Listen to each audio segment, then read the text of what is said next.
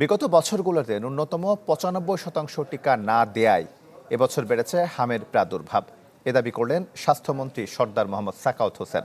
বলেন, হাম বজ্রপাতের মতো হঠাৎ এসেছে, তাই সরকারের প্রস্তুতি ছিল না।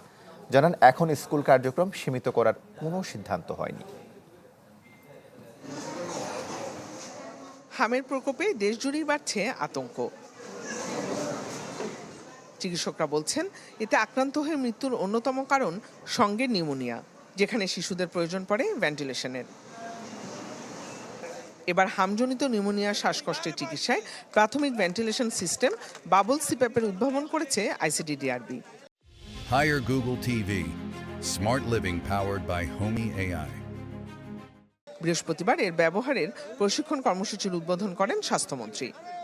যদি টিকাটা কন্টিনিউ করতো মিজেলসের, তাইলে কিন্তু এটা হতো না। ওই 4 বছরের গ্যাপটার কারণে হয়েছে, প্লাস কোভিডকালীন সময়ে এই টিকাটার প্রচলন ছিল না, দিতে পারতো না, দেয় নাই। এই দুইটা কারণে number of the people unvaccinated বাইরে গেছে, যেই কারণে মিজেলসের আক্রমণটা হয়েছে।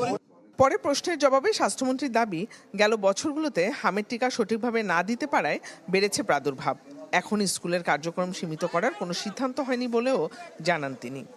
মিজেলস আরম্ভ হওয়ার আগেই কিন্তু আমরা প্রিকশন হিসেবে ৬০৪ কোটি টাকা, যেটা করোনাকালীন সময়ের অব্যয়িত টাকা, ওই টাকা আমরা এডিবির মাধ্যমে ইউনিসেফ থেকে আমরা কিন্তু এই টিকা ইপিআই কালেকশন করার জন্য অলরেডি আমাদের ক্যাবিনেট কমিটি সহ পাস করে দিয়েছি। আমরা আগামী রবিবার থেকে সারা বাংলাদেশে আমরা ভ্যাকসিন চালু করতেছি।